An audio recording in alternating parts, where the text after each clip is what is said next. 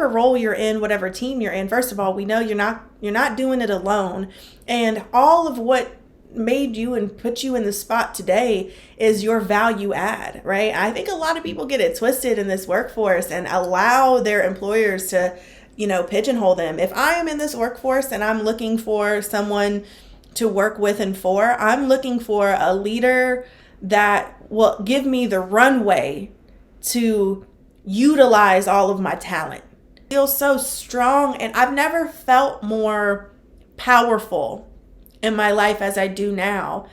And that's not off of the sweat of my own brow. That's not me pushing for that super hard. That's me being in alignment and being obedient to the Lord and what my assignment is, what my purpose is being here on this earth. And I think I'm really blessed to be 32 years old and to know that. Hello everyone, and welcome to another episode of Unleash Your Power. This is your host, Jeffrey Pinzon. First and foremost, thank you for everybody that keeps plugging in every single week to watch the interviews. I hope you guys are getting a ton of value in the process, because I get value every time that I interview an individual in our podcast. That's one of the reasons why I do it, because I want to learn from these people that are playing a big game in their lives.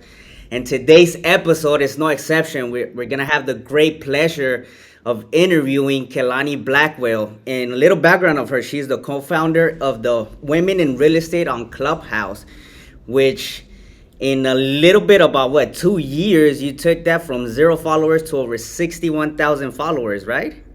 A little, That's or correct. more or less. So that's amazing. So I'm Yeah. super stoked to hear from her. And Kelani, thank you for being on our podcast, and thank you for joining us. No, thank you for inviting me. I was happy to meet you at the event that we had done or attended in Vegas, and you've been talking to me about this podcast since then. So thank you for inviting me.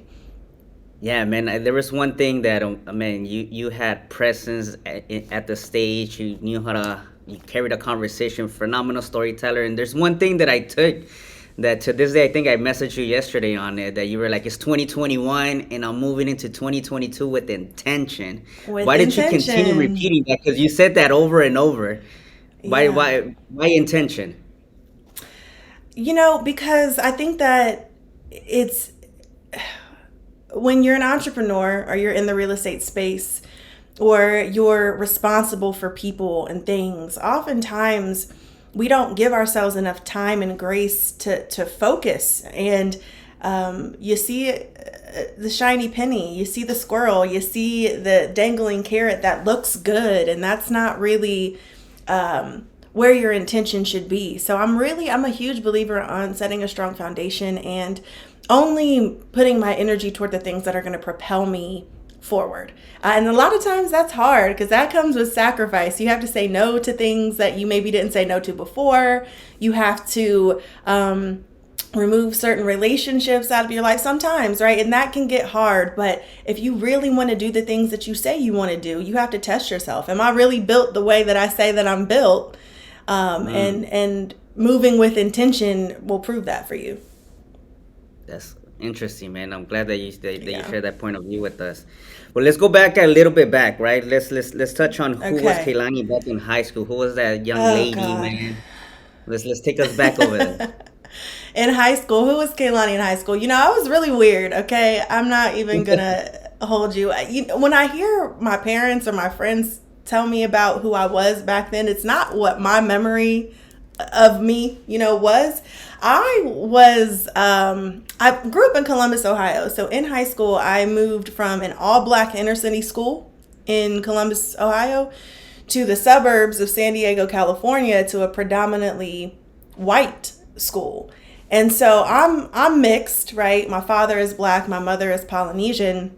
And in Columbus, I wasn't black enough to be with those cool kids. And in San Diego, I wasn't white enough to be with those cool kids. So I always was just kind of weird. My friends were the outcasts, just like me.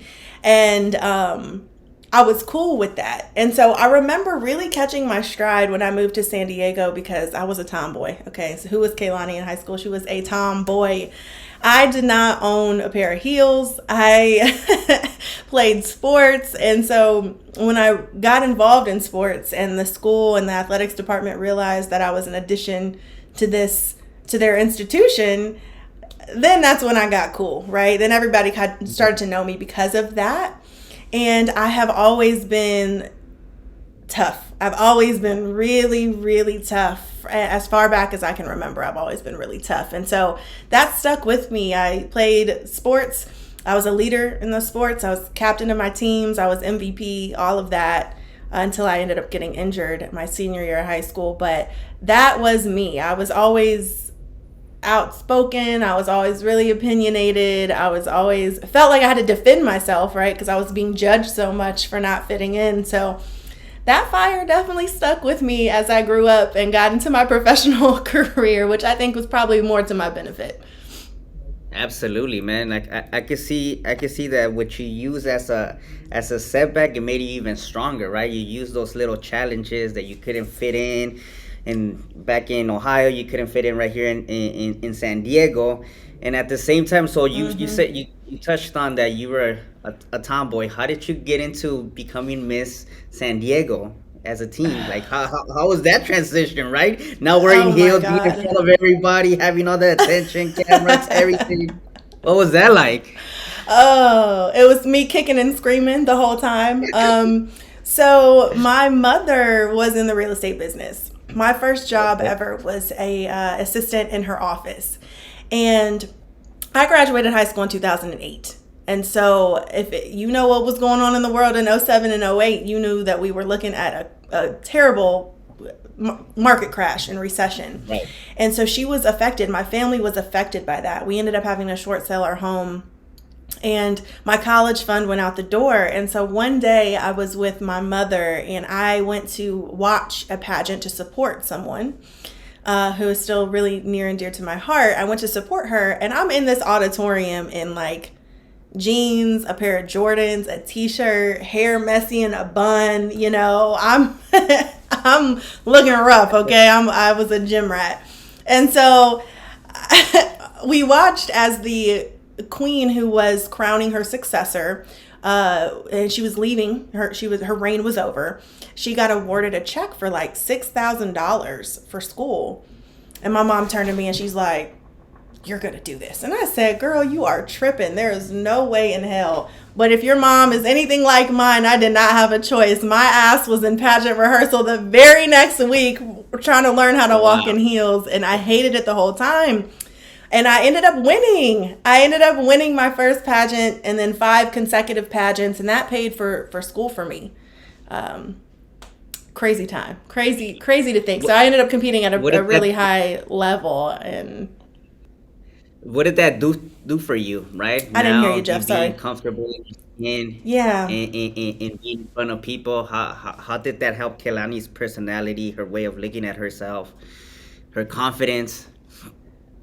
Yeah. Man, so it helped me by, I often say I learned more from pageants than I did in school. And, you learn fundamental things, technical things in school, but being in pageantry, it taught me how to confront my uncomfortability very, very quickly.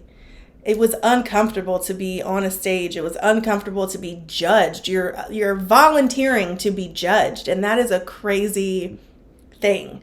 It also taught me to be myself. I realized in those moments that I had to be myself because that's what made me stand out from everybody else. The moment I started feeling too rehearsed in pageants, I quit. I was like, you know what? I don't want to do this anymore. And quitting is not my personality by any stretch.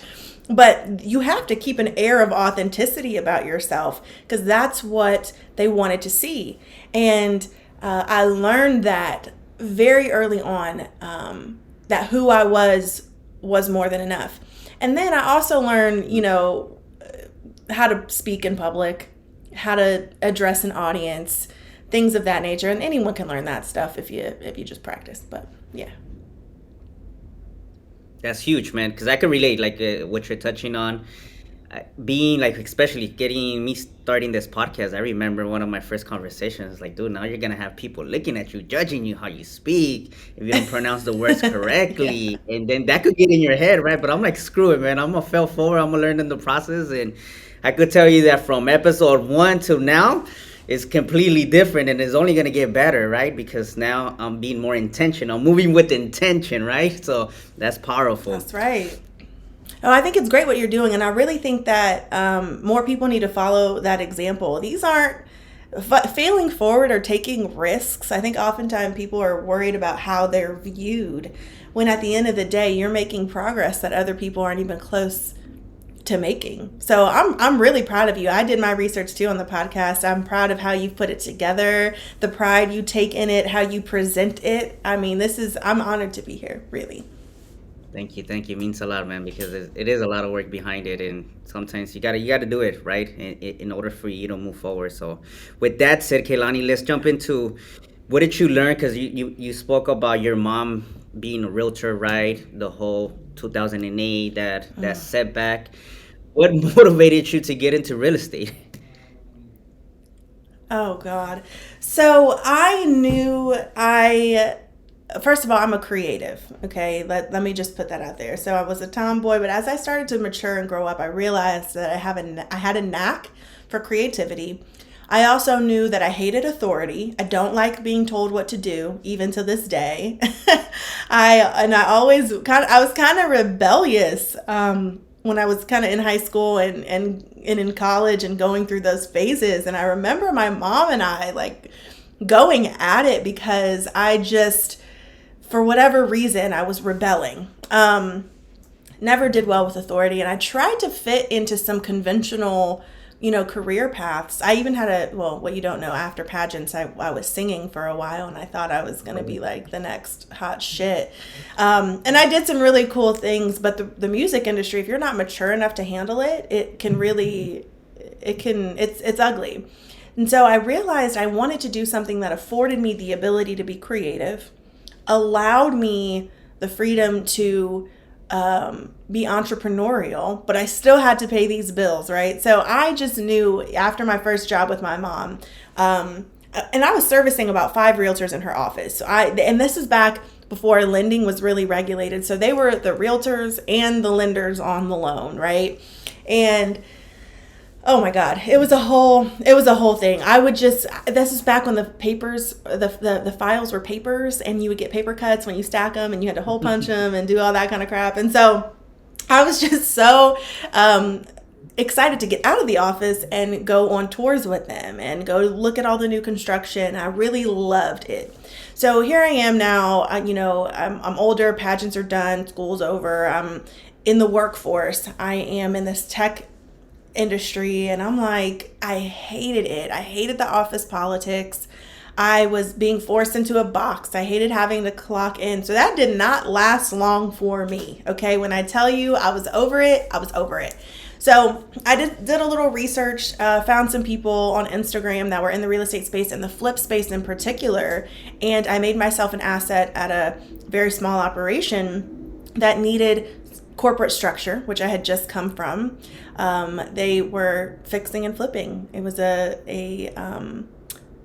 small 3-person operation. And so in my time there, over the course of 3 years, I helped scale this operation, which is a full-fledged fix and flip operation and a full-service boutique brokerage with over 30 or so agents that reported directly to me. I recruited them, hired them, trained them, and also had a first-hand look at what the flip industry looked like. We did a lot of volume, hundreds and hundreds of houses, thousands of transactions. And then from there, I decided after a few years it was time to kind of graduate to that next level, and that's when I got into commercial real estate. And that's kind of where I'm at right now. Wow, that's awesome. So you said that you touched on technology. You use technology to scale that business. What was some implementations that you did differently that helped them scale that business? That helped them scale that business. So structure was one. Creating SOPs, creating roles, actual roles, right? Because when you're in the firm in a small business, it's everybody's job to do everything. And we couldn't scale that way. So it was really, first of all, fully understanding the business and the life cycle of the transaction, fully understanding it, finding ways to improve those processes, figuring out what roles and what help that we needed, and then understanding how to leverage all of those properties to garner more business for the retail operation or the full service brokerage. So understanding the processes, improving the processes, implementing procedures, finding good people, and then really, anyone that's a leader knows that you are really working for your people. It was just my job to support everybody all of the time in every way possible. I was so ingrained in that business that I was able to support everyone. And so the skills that I learned from that were invaluable. I still to this day, I would never take that opportunity for granted. It was one of the most valuable times in my life.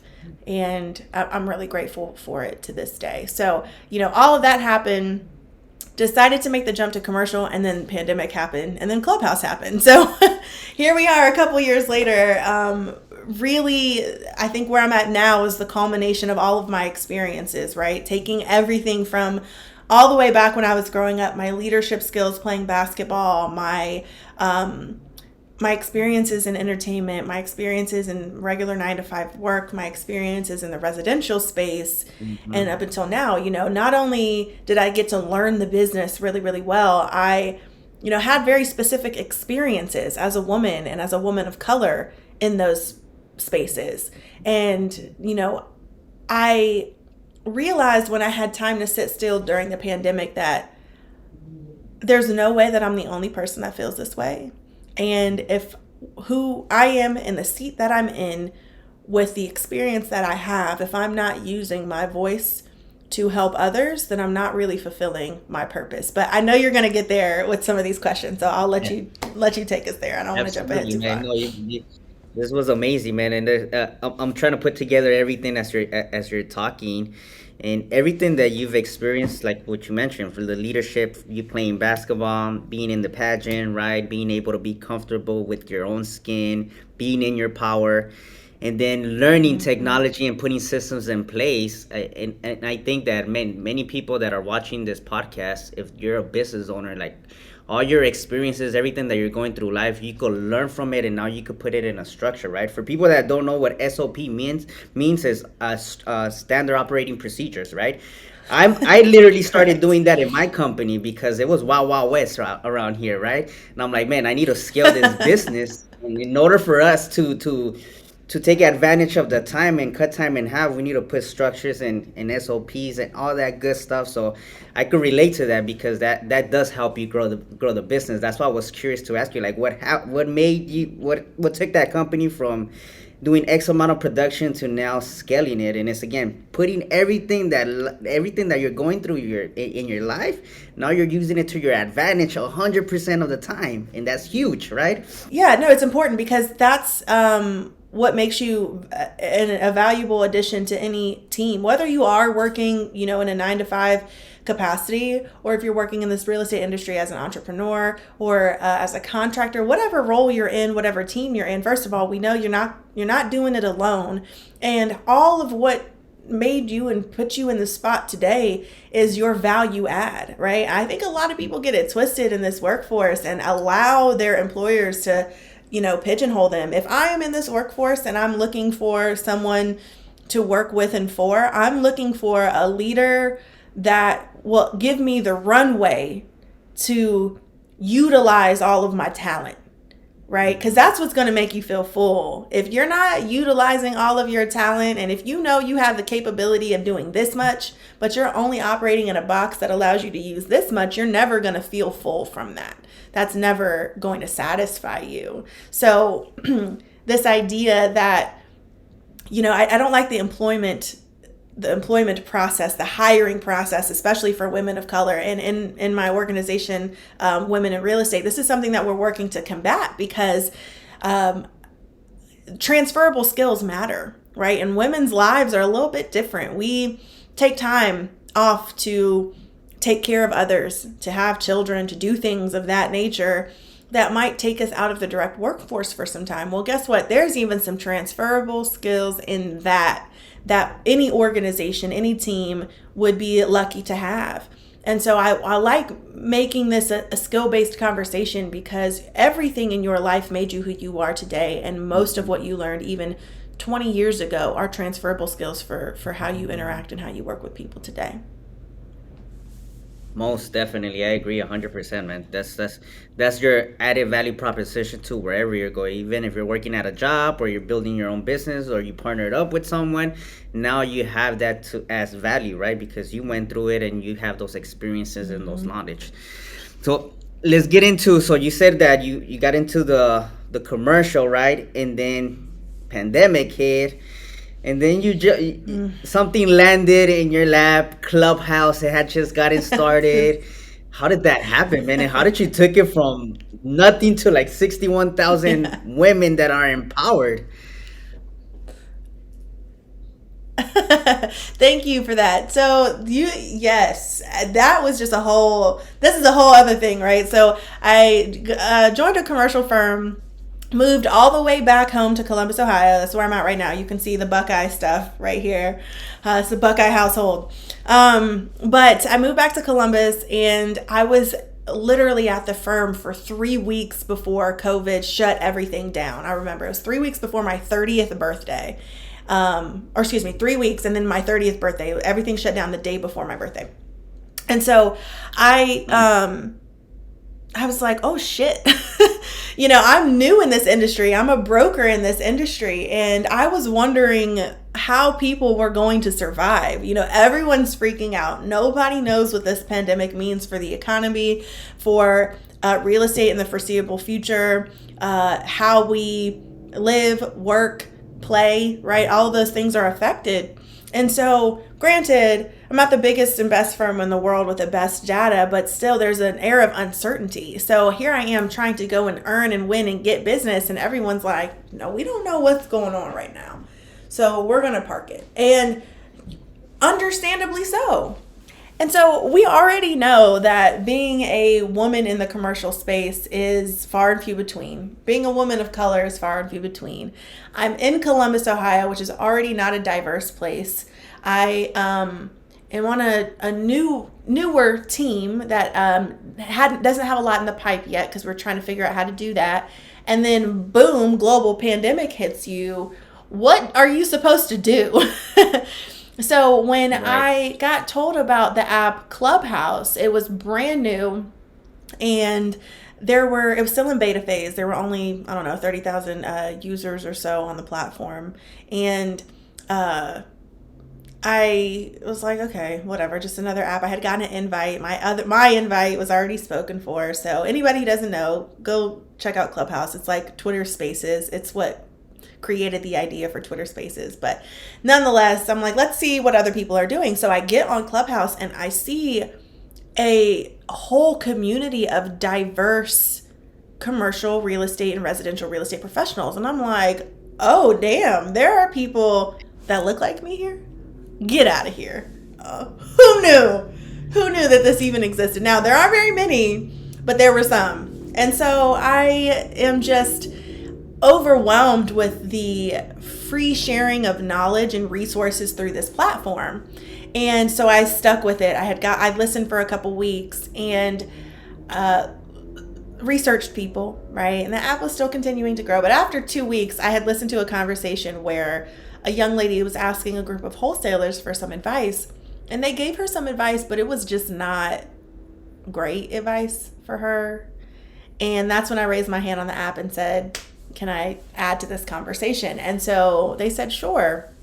And I kind of said, being a woman here is different. These are the things that you need to look out for. This isn't good advice for you, and this is why. This is what you should be looking at doing.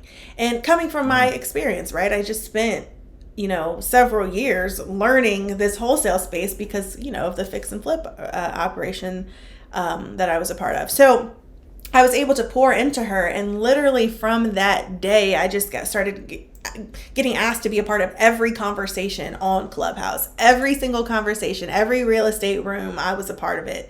And I was being brought up on stage. I was being made a moderator. I was asked to host. And so that's when I met Brittany, my my co-founder for Women in Real Estate. She was the only other woman in the space too. And she openly is like, hey, I don't know everything. I'm just going to moderate, control the space, ask the questions because I want to know the answer to these questions. So she and I started to talk offline, created a bond really quick. And she said, Kelani, you need to start a club for women in real estate. You've become this voice on Clubhouse for women in real estate. I said, no, I have not. My Instagram is still private. My Facebook, I don't even go on Facebook. I don't even use it. My Instagram is private. LinkedIn is my preferred method of professional communication. No way. And she pushed me enough. I was like, okay, she's right. So I created the club. And this was back when you had to apply to get them. They awarded me that club finally in January of 2021. And here we are a year and a couple months later, and that club on Clubhouse gained so much traction. It has over 61,000 members on Clubhouse. And we just made it our mission to create safe spaces for women, make sure that they had places to talk about their experiences, make sure that they had a place to share resources together. And it went crazy. I had no idea that it was going to go gangbusters. No clue. And so when we realized, from the connections that we were making on Clubhouse, that women needed more space, they needed more spaces outside of Clubhouse, we got asked to participate in our first conference as Women in Real Estate, and we hosted a segment of this conference. Then we hosted another. Then we hosted a Women in Real Estate pop-up. Then we were holding masterminds, virtual mastermind sessions online and allowing people to join Women in Real Estate and become members of real estate, officially offline. So we created a for-profit company from that stemmed from this Clubhouse club that Brittany and I created that is helping women and supporters of women all over the country make progress in their business. Wow, that's huge. So I had said 2 years, and it hasn't been 2 years. It's been 1 year, right? From a year and a couple months. Yeah. That's insane. Wow, that's incredible. What did you learn in the process? Because you just touched on, man, I don't like social media. My only communication is Twitter. My Facebook is private. Man, I'm so thankful that you replied to my message on Instagram now, man. Thank you for that. So what did you learn in the process? What did I now that you're being learn? surrounded by women? Yeah.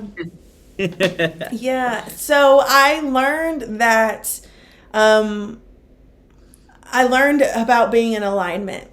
I learned that that's really where my heart was, helping people, helping women, using my position to elevate women, my network, right? So now I'm getting followed like crazy on social media. Now people are like, oh, you have this club of 60,000 women. Well, hell yeah, I do. And I'm using that as leverage, right? So I'm challenging Definitely. people, holding them accountable. How are you using your platform? How are you being inclusive? I'm in commercial real estate and I have access to a lot of really high decision makers that I'm able to challenge as well and put talent directly in front of. I'm able to connect people from one coast to the other to do business together.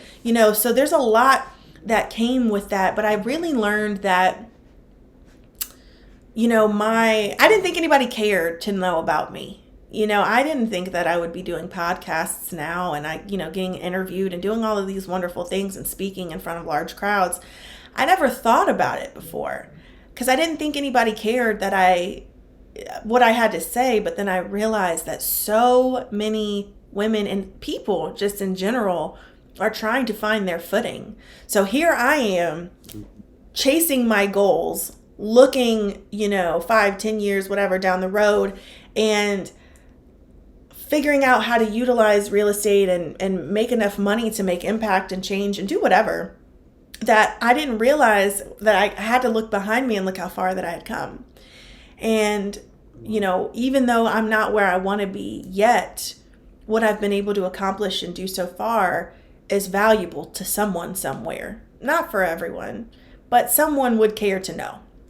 So once I got over the fact that I had information that people wanted and that I should be sharing it freely if I really cared about the culture and I cared about making impact, then that's what I need to be doing. So I got over that really quickly. That's what I learned. I realized that this is no collaboration over competition. The more that I give, the more good energy I put out into the world, the more that I'm able to help people, the greater the impact that I could make just me alone. Most definitely. In this, as you're speaking, I'm visualizing that, right? That just by you speaking out, right, and giving advice to this woman, you were in your power, and at the same time, you were adding value to other people, and they got to see your greatness. That they were like, dude, we need to have her on. We need to have her on stage. We need to have her be on podcast because now you're adding value, right? And that's kudos to you, Kelani, because so let's touch on that because a lot of women could be in those same shoes, right? Where they want to voice out, they want to talk, they want to express themselves, they want to add value, but deep down inside they're afraid of doing that. What can you tell those women that are in that itch, right? They're in that itch of breaking through. What can you recommend to them? One of the things we talk about often with our members is this very thing is conquering fear and understanding what you're scared of. One of the things that we are not going to do anymore is play small. Oftentimes women and people of color, whomever, we're just expected to be grateful to be there, be grateful for the opportunity, when truth be told, we earned that spot. Every experience that we had brought us to this spot, right? We don't have to just be grateful to be there. We earned the right to be there. And once you stop playing small and stop trying to reduce yourself to make other people comfortable, you really are setting yourself free. The other side of that, when you're walking in the fullness of who you are, is one of the most satisfying things, because now you're being yourself. Now you're being authentic. Now you walk in every room as who you're intended to be, who God made you to be. And the alignment that comes from that is crazy. The people that you attract to do business with is awesome. Your ability to discern who's in alignment with you and who's not. You can shy away from those things, right? We're not just searching for the opportunity. Now we become the opportunity when you are walking in the fullness of who you are. So, it's not an easy thing to just say, hey, I want to break down some of these walls. I want to fully step into it. It's hard. It's hard because you have to get over yourself in your head. You got to get over yourself and realize that it's much bigger than you. And once you can realize that, and once you experience just a little bit of success stepping out of your box, you'll realize the rest is super easy. And that's kind of how I feel right now. I don't really care what people think. I don't care what people think at all. I don't care if people like what I stand for or if they don't. I don't care. Who I'm meant to speak to and resonate with, I will. Everybody else, this isn't for you. I'll see you later. Love that, man. Love that. One of my favorite quotes, and I think people that have watched these podcasts, I always say it, and it's a long quote, but it really touches on that. Is your playing small does not serve the world. There's nothing enlightening about shrinking, right? So that other people won't feel insecure around you. You were meant to shine. That quote is exactly what you're touching on right now, right? It doesn't serve anyone for you to play small because it's not serving you and it's not serving the people around you at the same time. By you playing small, playing it safe, right? That's powerful. Absolutely. And for our mothers out there who have issues with this or are worrying about mom guilt. Now, I'm not a mother yet. I can't, this is not coming from that place, but a lot of my members are. And I hear them talk about mom guilt a lot.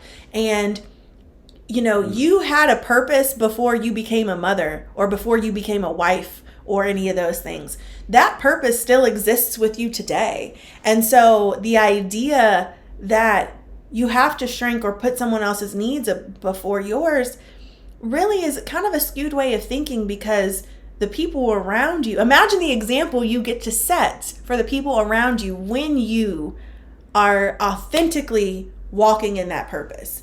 That, for me, I hope that one day my children see their mom in that light. You know? Powerful. Yeah, absolutely. You had a purpose before you became a mother. That's strong right there, man. And you gotta constantly remind yourself. I'm reading this book of Patrick McDavid, and it's called Your Next 5 Moves. And he's touching on that. He's like, instead of reading biographies, instead of learning about other people, the person that you need to learn about the most is yourself. What drives you? What makes you happy? What fires you up? What makes you cry, right? What ticks you off? All that, so you can understand how to hack yourself. Because once you know that, you know how to operate, and you know what to do in order for you to get to the next level. So that's huge, man, because you got to understand your purpose. 100%.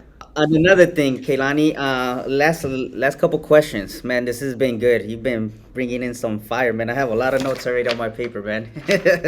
I love it. Good. I'm glad. I'm a note taker, that's for sure. So let me ask you this, man. If you could change something from everything that you've experienced in your life, would you change something or not? I have to say no. And I think that's a little cliche because, I mean, if there was anything that if I could, I mean, shoot, being born into money so I could be, you know, working a little smarter and deploying capital in places I want to, you know, deploy it in, you know, but even no, because as I mature as an adult, I realize that I am the sum total of all my experiences, and had anything, and I've been through some shit. We've all, you know, I know we all have stories. Like, I've been through some things and dealt with some people that I shouldn't have dealt with, allowed things in my life I shouldn't have allowed, but I had to learn from them. They were all for me to prepare for what I'm going through now. So there's a sweet spot, and I know it's not done. I know that there's a lot for me to learn, and I will learn. But there's a really sweet spot when you can, you know, they always say hindsight is 20/20, but when you can look in your rearview mirror and say, wow, this makes sense. It doesn't make sense when you're in it, but it makes sense after the fact. And so those are always really hard places to be in. You're in a rock and a hard place. But I feel so strong, and I've never felt more powerful in my life as I do now. And that's not off of the sweat of my own brow. That's not me pushing for that super hard. That's me being in alignment and being obedient to the Lord and what my assignment is, you know, what my purpose is being here on this earth. And I think, you know, I'm really blessed to be 32 years old and to know that now. So would I change anything? I don't think that I would. Powerful, man. That's strong right there, man. I could see that everything that you share, right? You've learned, and one thing that I see is that you're phenomenal at pivoting, right? You, from school, from pageanting, from Thank you. being in real estate, from getting into wholesaling, getting into flipping, getting into the commercial, now Clubhouse. You're phenomenal. You're like, okay, well, it's gonna guide me in the direction, right? Because you're trusting your ability to be in an alignment. So that's strong right there. Yeah.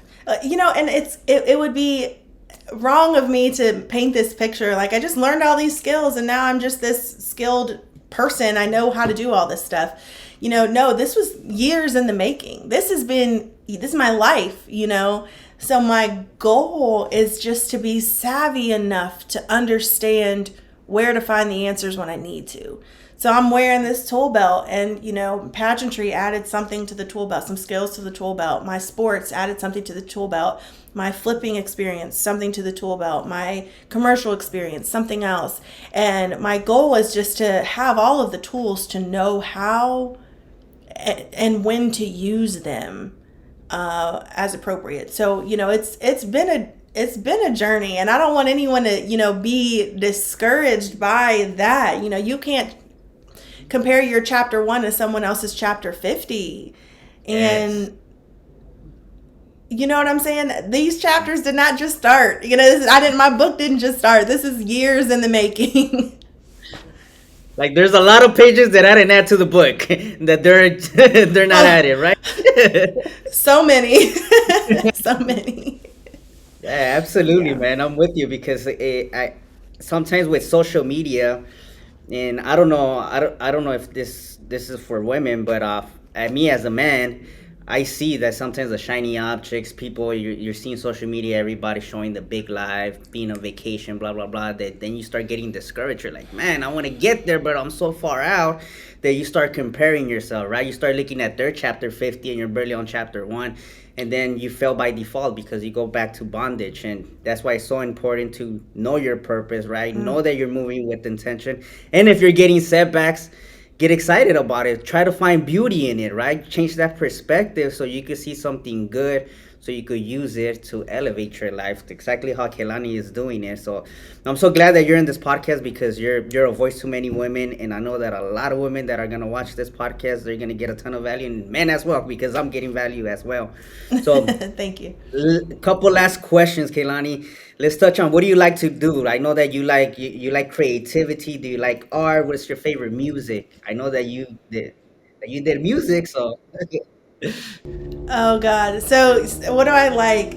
I am really laid back actually. I think most people don't. I'm fiery when it comes to my business and when entrepreneurship, but I'm actually a really chill person. I don't know if you felt that way when you met me in person, but I actually like I'm a homebody. I love to be at home. I love to spend time with my family. I do love art. I do love music. I love going to concerts and shows. That's something that I will always love. I love live performances.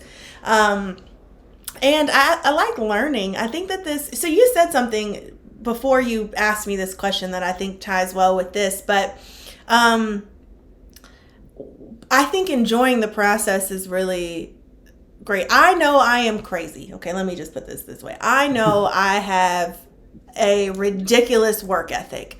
I do not expect any of my staff or anyone else to work as crazily as I do. But for me, a measure of success is when you get to a point that you enjoy the process. So I said, I'm not nearly where I want to be, not even close, not even remotely close.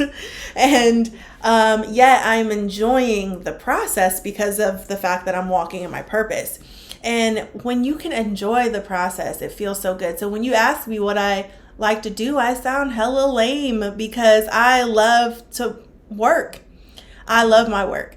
And if I'm not doing that, I love to relax, be at home, and then I love to travel. But to your point about social media, I'm trying to get better at that. I'm still not great at social media. I don't even know how. I need to hire somebody.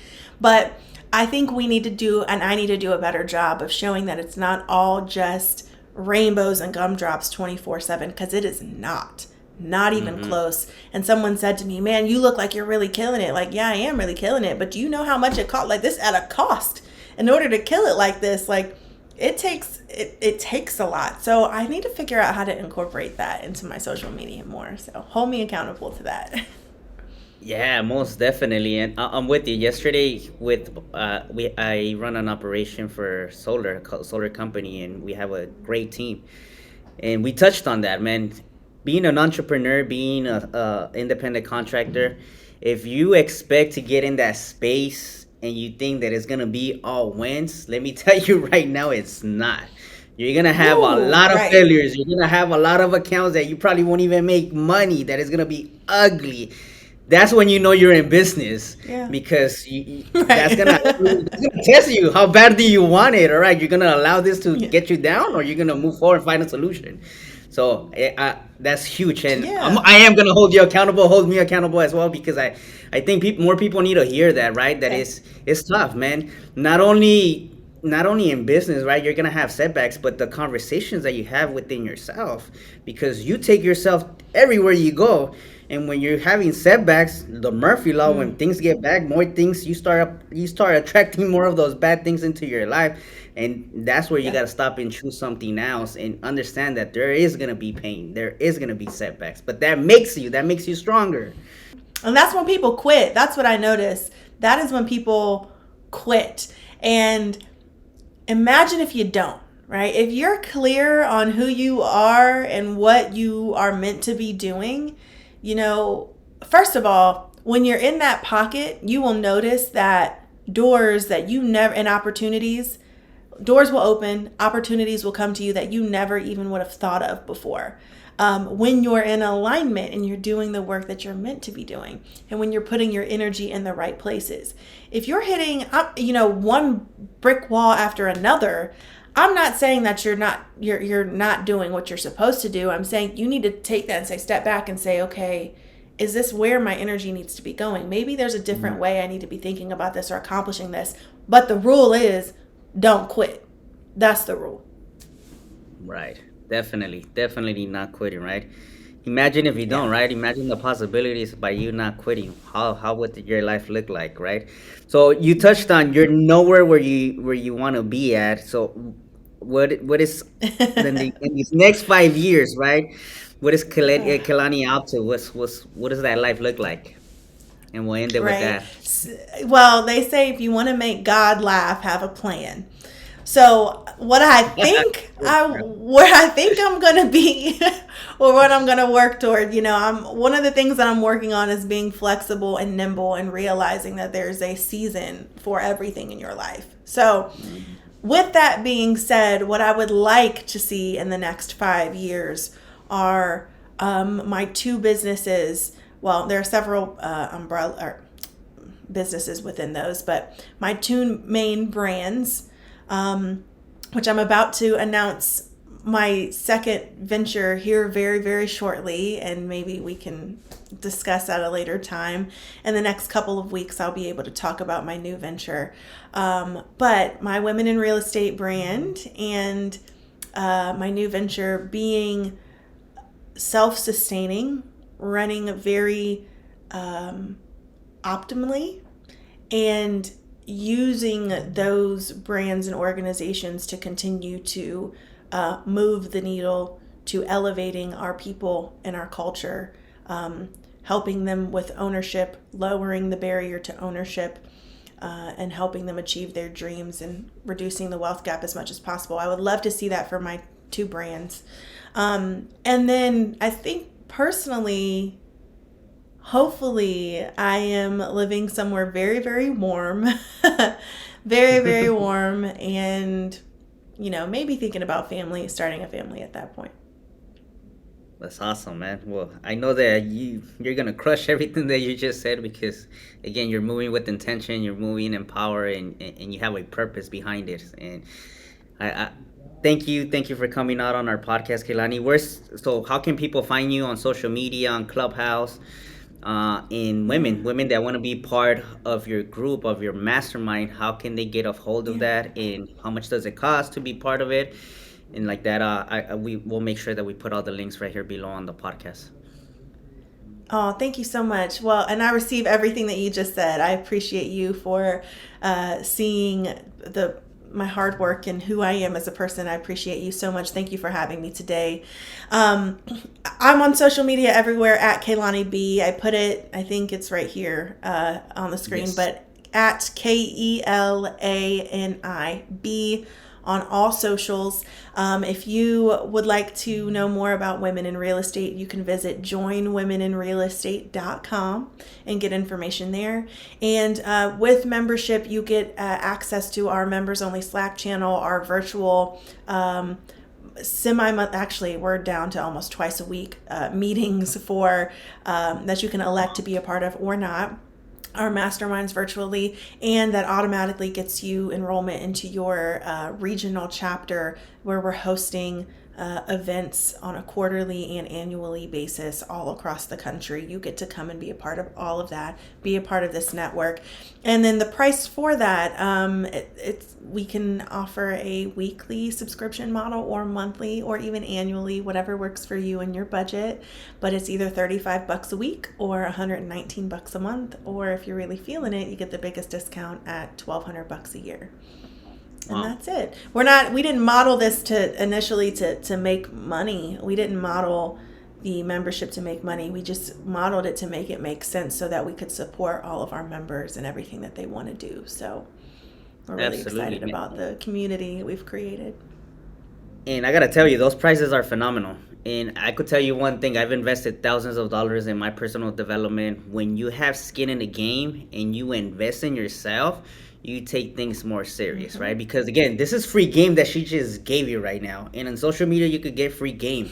But it's what you do with that information, right? Is that applying information and being around the right proximity. So if you're around powerful women that are playing a big game, that are up to something, that's gonna rub off on you, right? And sooner or later you start believing that story, right? That conversation, you Bingo. start buying into it. So that's why it's very important that you invest in yourself. And if anything that Kelani just spoke about resonated with you, make sure that you guys reach out to her. We're gonna make sure that we put the links below, so like that you could be part of that circle. You need to be part of a circle that is playing a big game, and it's gonna help you, right? It's gonna add value to you. So Kelani, thank you Bingo. so much for being part of this podcast. Thank you, because I got value, and I know a ton of people are they're gonna get value from this, and I want to appreciate your time. I know that you're on a tight schedule, so thank you so much for tuning in. And for all of you guys that are on this podcast, make sure that you guys share this podcast, click the notification button, click the like, comment below what was your biggest takeaway. Kelani, thank you so much. Thank you so much for having me. It's my pleasure. I hope to continue this relationship, and please let me, if there's anything I can do for you or your community that you've created, I'd be happy to do so. Fantastic. Take care, guys. Have a great day.